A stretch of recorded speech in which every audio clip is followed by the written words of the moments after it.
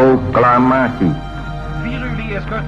kami, autoriteiten. bangsa Een Indonesia, sloep brengt de heren aan boord van de Nederlandse torpedobootjager Banken. menyatakan kemerdekaan Indonesia. Zij van ingrijpende historische betekenis zal zijn voor het leven van de volkeren van Indonesië en Nederland. Wij houden deze conferentie voor het oog van de wereld. En wij zullen moeten beseffen dat de waardering die onze volkeren in de wereld zullen genieten.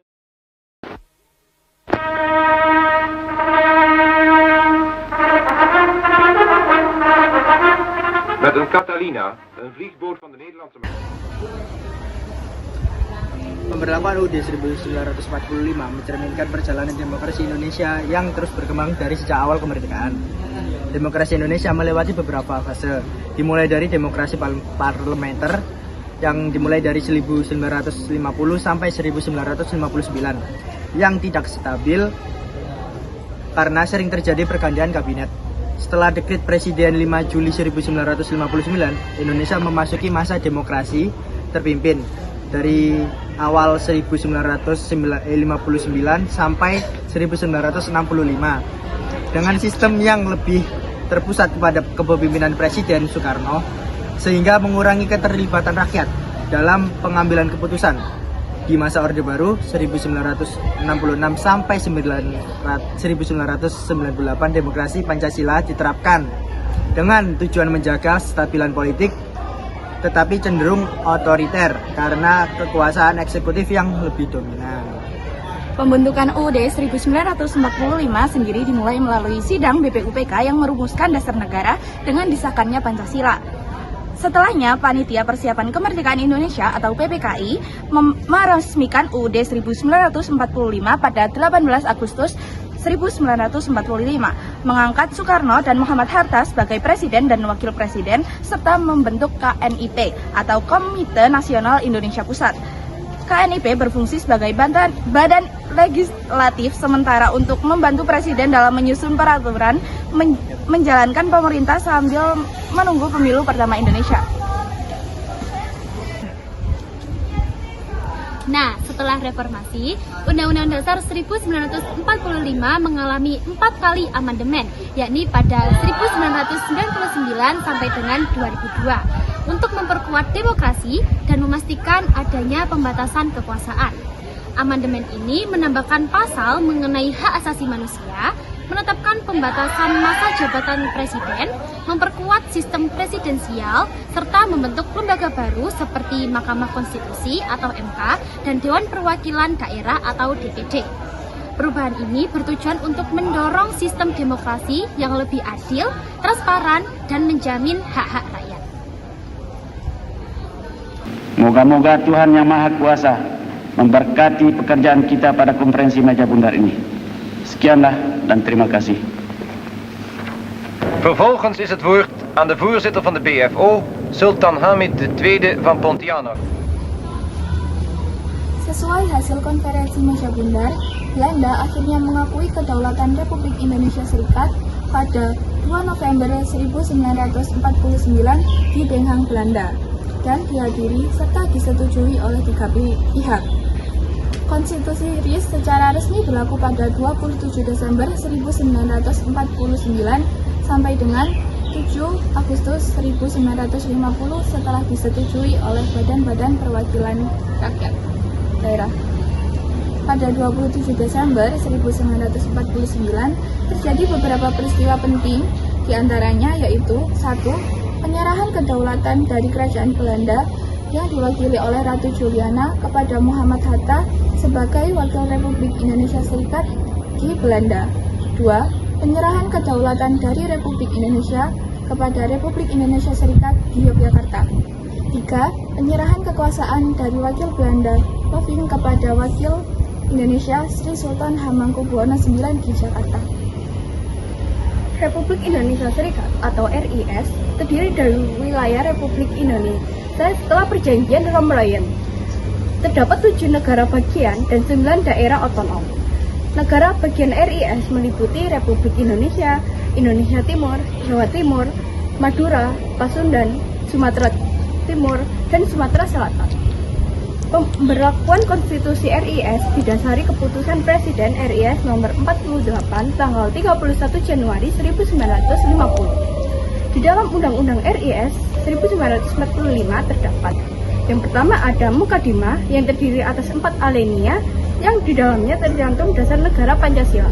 Kemudian ada Batang Tubuh dengan 6 bab dan 197 pasal dan terdapat lampiran. Beberapa ketentuan penting di dalam Undang-Undang Dasar Republik Indonesia Serikat. Yang pertama membuat bentuk negara serikat, sedangkan bentuk pemerintahannya adalah republik, serta sistem pemerintahan parlementer di mana Perdana Menteri memegang peran sebagai kepala pemerintahan. Runtuhnya Undang-Undang Dasar Republik Indonesia Serikat bukan hanya disebabkan oleh kelemahan internal sistem federal, tetapi juga karena keinginan kuat rakyat Indonesia untuk kembali ke negara kesatuan yang lebih mencerminkan cita-cita kemerdekaan. Proses ini merupakan hasil dari serangkaian negosiasi, kesepakatan, dan penggabungan negara bagian yang akhirnya menghasilkan pembentukan Negara Kesatuan Republik Indonesia dan Undang-Undang Dasar Sementara 1950. Meskipun Undang-Undang Dasar Republik Indonesia Serikat adalah konstitusi yang berbasis federalisme dan memberikan beberapa ruang bagi demokrasi, pada masa itu, Indonesia masih dalam masa transisi dari kolonialisme menuju kedaulatan penuh, sehingga penerapan prinsip-prinsip demokrasi modern belum optimal. Contoh-contohnya yaitu yang pertama, akuntabilitas masih terbatas, karena banyak keputusan yang masih dipengaruhi oleh kepentingan elit politik yang baru saja terbentuk. Yang kedua yaitu rotasi kekuasaan sudah ada dalam bentuk pemilu, tetapi pergantian kekuasaan mungkin belum berjalan dengan stabil. Yang ketiga yaitu rekrutmen politik terbuka tidak sepenuhnya diterapkan karena proses politik masih dipengaruhi oleh elit dengan Belanda. Yang keempat yaitu pemilu mulai berjalan tetapi baru dalam fase awal. Yang kelima yaitu hak-hak dasar seperti kebebasan berpendapat dan pers mulai diterapkan, namun belum sepenuhnya kuat karena situasi politik yang fluktuatif.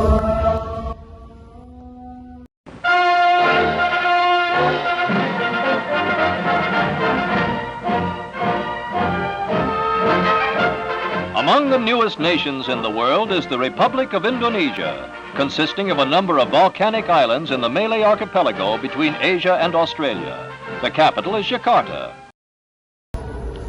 Pemberlakuan kembali UUD 1945 di Indonesia terjadi pada tahun 5 Juli 1959 setelah berakhirnya Undang-Undang Dasar Sementara 1950. Hingga saat ini Indonesia masih menggunakan konstitusi UUD 1945.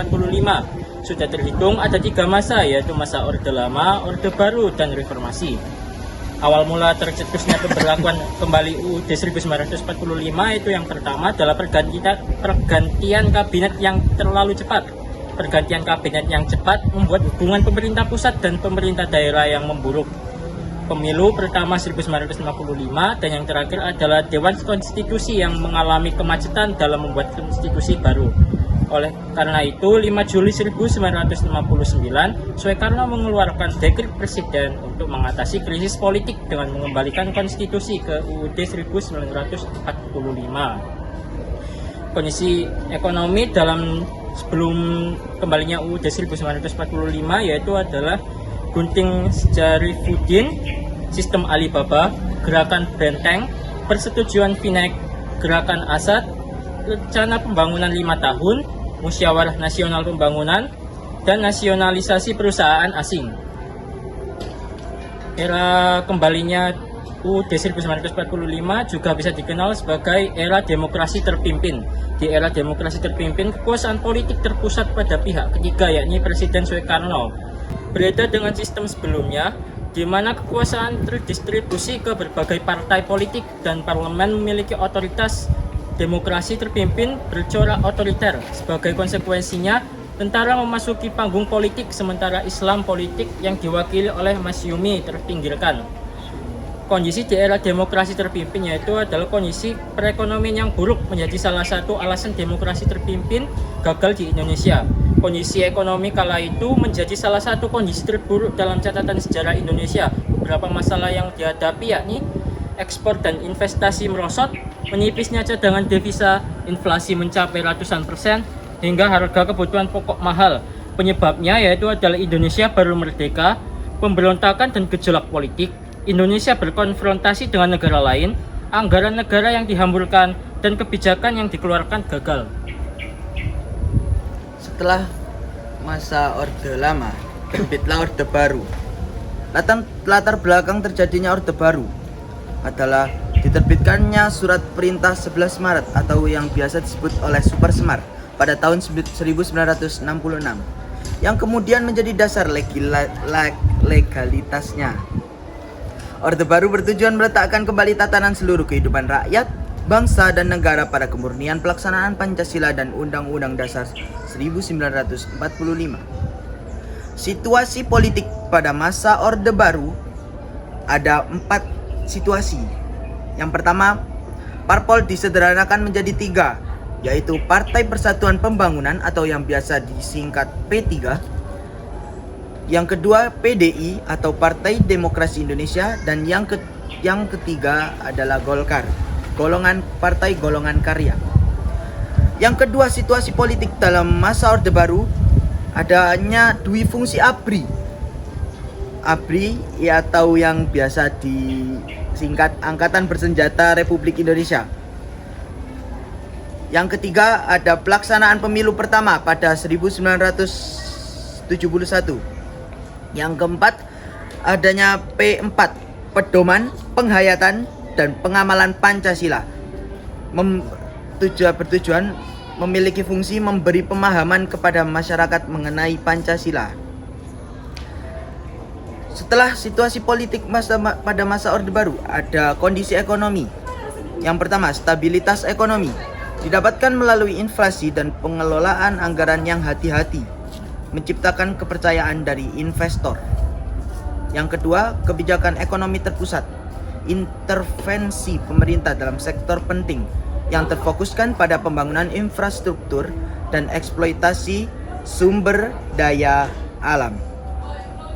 Kemudian, pada masa Orde Baru adanya pertumbuhan ekonomi. Pertumbuhan ekonomi pada masa Orde Baru ditandai oleh laju pertumbuhan yang cukup sangat pesat, terutama dalam sektor industri dan pertanian. Setelah stabilitas politik tercapai, pemerintah menerapkan kebijakan yang mendukung investasi dan pembangunan infrastruktur, seperti program Repelita yang berfokus pada pengembangan sektor-sektor strategis, meningkatkan hasil pertanian dan mendorong industrialisasi. Kebijakan pro investasi menarik modal asing yang mempercepat pertumbuhan ekonomi. Namun meskipun ada pencapaian, pertumbuhan ini tidak merata, menciptakan ketimpangan sosial dan ketergantungan pada sumber daya alam. Krisis ekonomi pada 1997 sampai 1998 akhirnya menandai akhir dari era ini, mengungkapkan berbagai kelemahan dalam sistem yang sudah dibangun.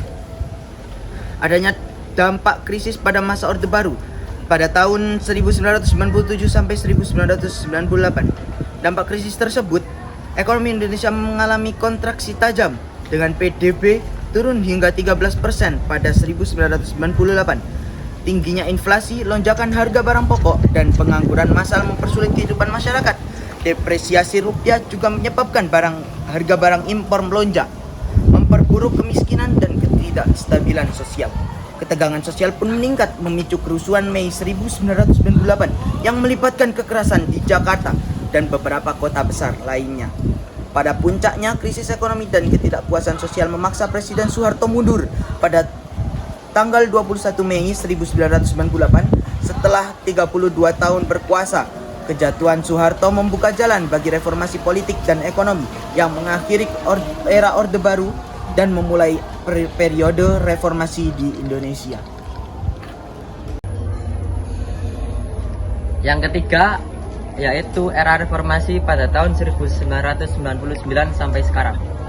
Latar belakang munculnya era reformasi adalah kombinasi berbagai masalah yang terjadi di akhir masa pemerintahan Orde Baru, seperti krisis ekonomi tahun 1997 dan KKN.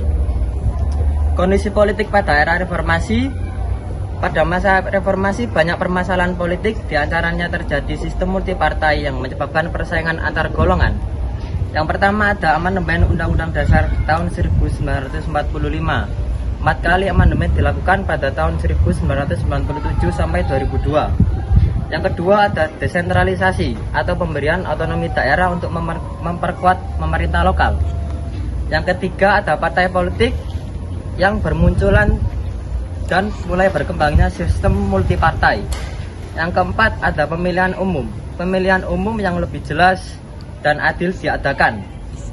Yang kelima atau yang terakhir gerakan masyarakat sipil. Masyarakat sipil semakin aktif dan banyak organisasi non-pemerintah yang berjuang untuk transparansi, akuntabilitas, dan hak asasi manusia.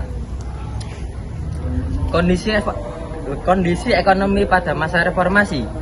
Situasi ekonomi pada masa reformasi di Indonesia mengalami berbagai perubahan signifikan di bawah kepemimpinan Habibie, Gus Dur, dan SBY. Yang pertama pada masa Habibie, yaitu jangka pendeknya ada program bantuan jaring pengamanan sosial. Jangka menengahnya ada menekankan pada perbaikan sistem perbankan, upaya penyehatan ekonomi, dan menarik kembali kepercayaan investor. Yang jangka panjangnya bertujuan untuk membangun perekonomian yang modern dan mandiri. Di masa Gus Dur ada mewarisi ekonomi yang relatif stabil dari pemerintahan Habibie dengan kurs rupiah berada di kisaran 6,700 per US dollar. Namun Gus Dur menolak banyak kebijakan ekonomi yang dijalankan pemerintah sebelumnya. Yang ketiga ada masa Megawati. Megawati menghadapi krisis masalah yang masih berlangsung ketika mengambil alih kursi kepresidenan pada tahun 2001. Pemerintahnya mengambil keputusan besar seperti memutuskan hubungan dengan IMF dan memfokuskan pada rekonstruksi keuangan. Yang terakhir adalah masa SBY. Di masa SBY, ekonomi Indonesia terus bertumbuh positif meski dihadapkan pada krisis keuangan global di tahun 2007 sampai 2009. Pertumbuhan ekonomi yang awalnya 5% pada tahun 2004 naik hingga 6,3% pada tahun 2007. Selesai. De Staten van Indonesië toegetreden. Nog diezelfde middag begeven de delegaties zich naar de Ramsdale. Begeven de leden van de commissie-generaal zich naar het hotel in het Bergoord.